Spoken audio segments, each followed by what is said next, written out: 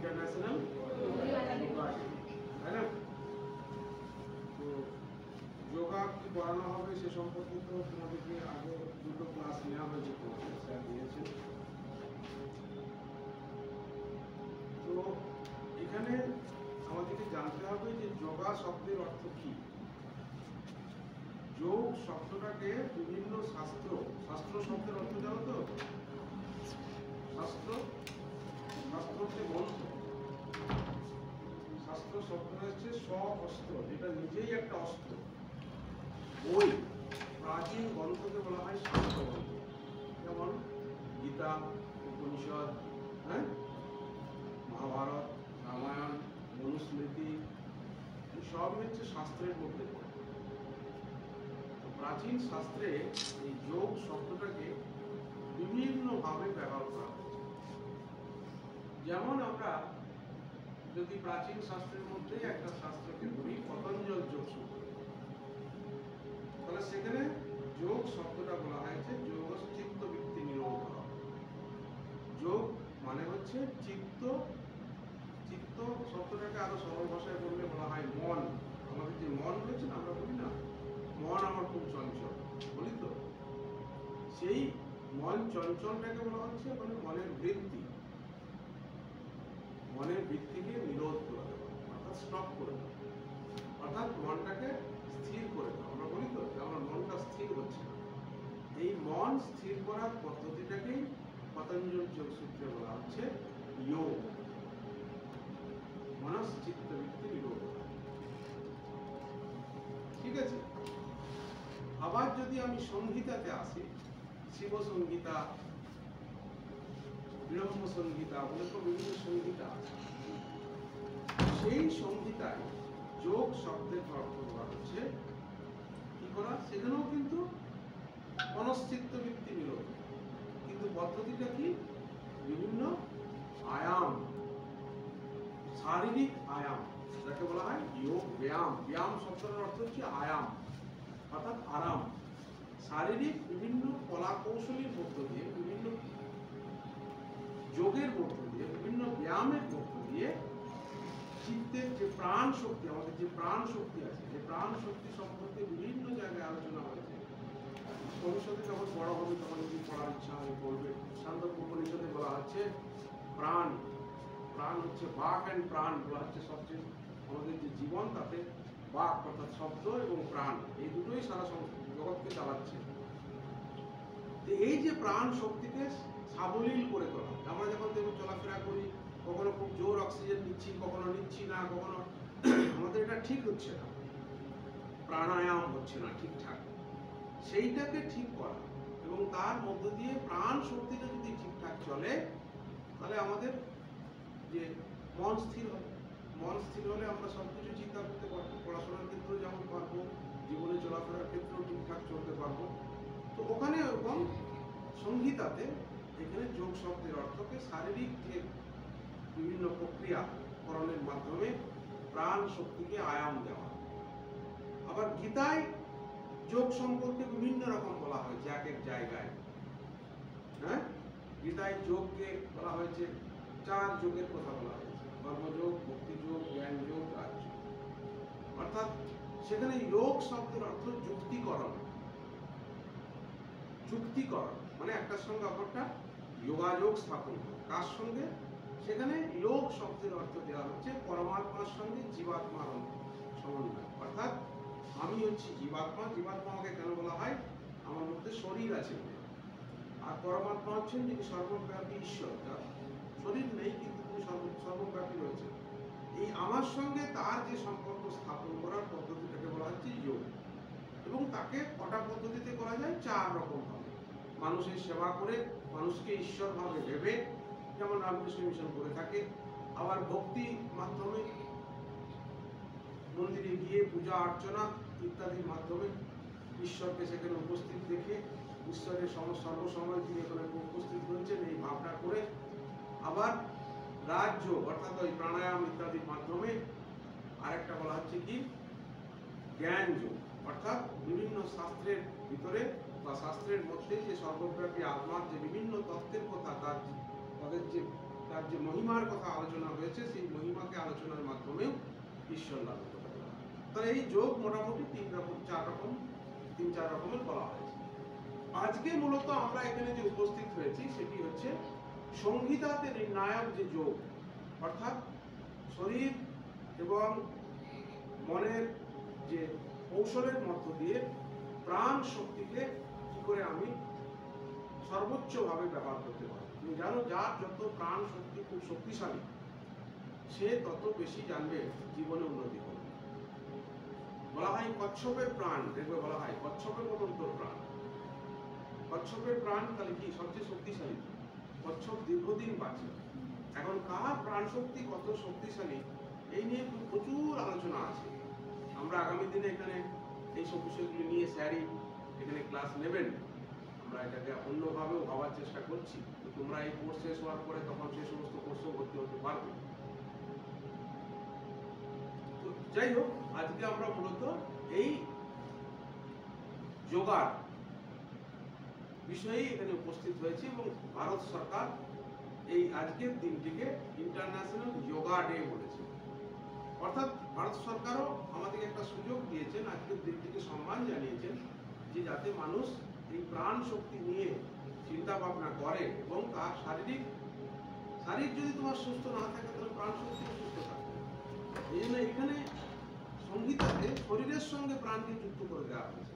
অর্থাৎ তুমি যদি শারীরিক দিক দিয়ে সুস্থ না হও তাহলে প্রাণটাও সুস্থ থাকবে। সারা বছর রোগে ভুগছো, কাশি হচ্ছে, তোমার পেটে ব্যথা হচ্ছে, মাথা ধরে থাকে, তার মানে তোমার জানতে হবে তোমার শারীরিক দিক দিয়ে তুমি সুস্থ না। আর আজকের দিনে তোমাদের কিন্তু এটা খুবই একটা বড় সমস্যা ইয়ং জেনারেশনের মধ্যে, যারা কেউই প্রায় ব্যায়াম করে না, কেউ করে না, ওই সবসময় মোবাইল বা ইত্যাদি নিয়ে থাকে। তো আজকে আমাদের শুভাদিত্য স্যার এখানে উপস্থিত আছেন, সঙ্গে আরো দুজন স্যারের সঙ্গে অ্যাসিস্ট্যান্ট আছেন। তারা তোমাদেরকে কিছু বলবেন। প্রথমে শুভাদিত্য স্যার কিছু বলবেন। দীর্ঘদিন ধরে তিনি এই বিষয়টির উপরে, মানে এইটাই তার জীবন হয়ে গেছে, এই নিয়েই সারাদিন থাকছেন এবং এর উপরে গভীর তিনি চিন্তা ভাবনা করেছেন, পড়াশোনা করেছেন, তার এডুকেশনও এইটার উপরে।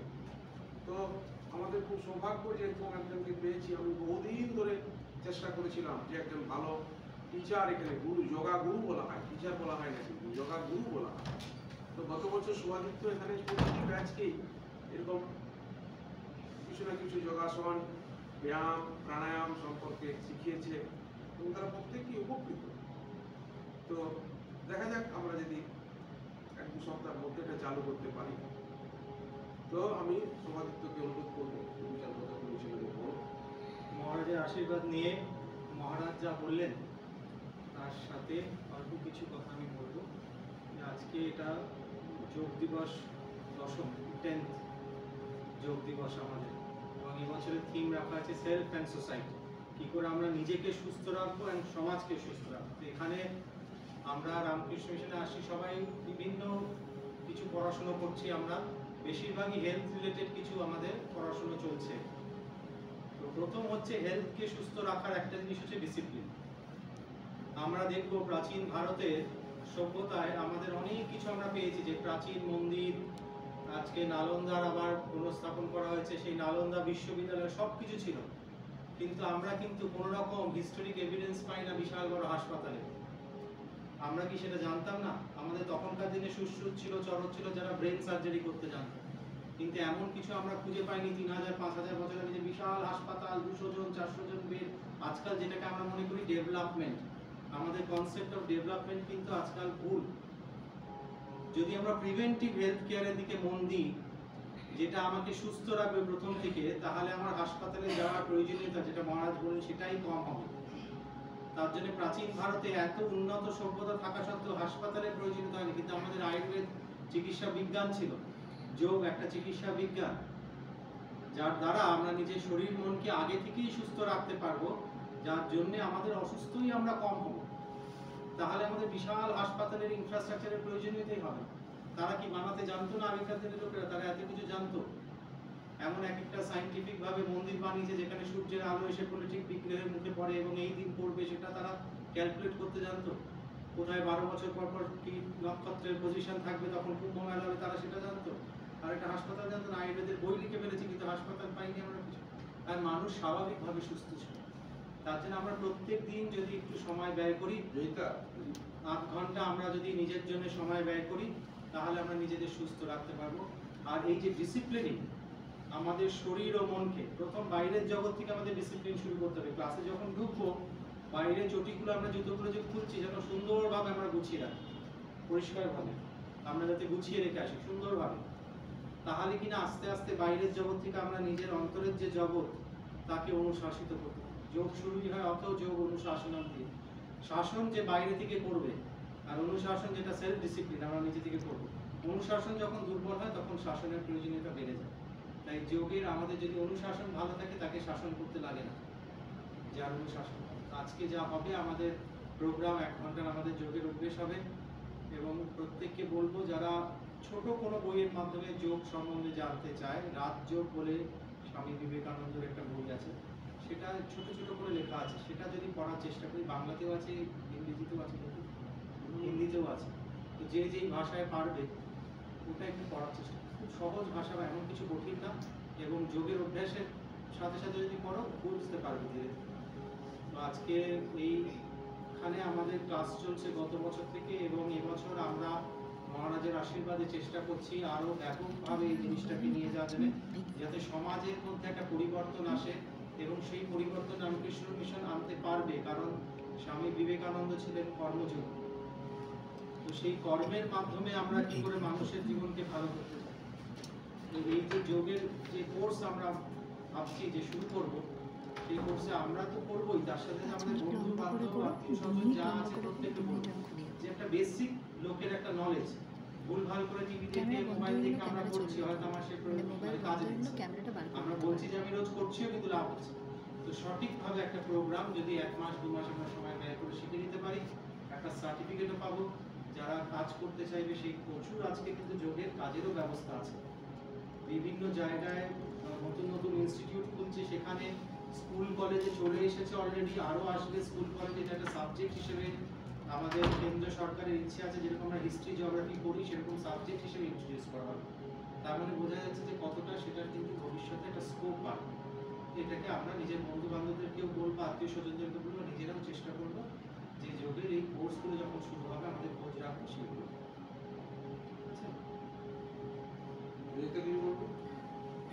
আজকে আমাদের বিশ্ব যোগা দিবস 2014 সাল থেকে যোগা দিবস পালন করা হচ্ছে এই 21শে জুন তারিখে, যাতে আমাদের সনাতন ভারতবর্ষে এই যে যোগ ব্যায়াম, যেটা সম্বন্ধে মহারাজ আমাদের এত বিস্তারিতভাবে আমাদের জানালেন, প্রত্যেকটি গীতায় সংহিতায় কিভাবে যোগকে আমরা প্রাচীন ভারত থেকে আমরা এটাকে উপলব্ধি করেছি, আমরা বয়ে চলেছি। আজ হয়তো আমরা অনেক জায়গায় ভুলে গেছি, তো আমাদের কোনো এক সময় দরকার লাগে যে আমরা তো আজকের দিনে প্রচন্ড দৌড়ে বেড়াচ্ছি, তো সেই দৌড়ে বেড়ানোর মুহূর্তে কোনো এক জায়গায় একটু দাঁড়িয়ে আমাদের পিছন ফিরে তাকানো উচিত, এবং ভাবা উচিত যে আমাদের সনাতন ধর্ম আমাদের কি কি দিয়েছে, কি কি আমাদের আরো উপলব্ধির মাধ্যমে আমরা আরো এগিয়ে যেতে পারি। তো সেই ব্যাপারে মহারাজ এবং স্যার আমাদের অনেক ডিটেলসে জানালেন, আমরা আজকে অনেক কিছু জানলাম, নতুন কিছু জানলাম। তো আমরা চাইবো তোমরা এই কদিন যেভাবে উৎসাহ নিয়ে এসেছো, পরবর্তীকালে যখন আমরা এখানে যোগা ক্লাস শুরু করবো, ওরা অনেকেই এসে জিজ্ঞেস করেছে যে সত্যি কি হবে, আমাদের খুব ভালো লাগছে। তো তোমরা আবার আমাদের কাছে উৎসাহ নিয়ে আসবে যখন আমাদের যোগা ক্লাস শুরু হবে। তো আশা করবো তোমরা খুব হোল হার্টেডলি, স্বতঃস্ফূর্তভাবে, যেভাবে আজকের দিনটার জন্য তোমরা এই কয়েকদিন সময় দিয়েছো, হোল হার্টেডলি আরো পরে যখন আমরা আরো ডিটেলসে শুরু করবো, তোমরা আসবে, আমাদের সাথে থাকবে।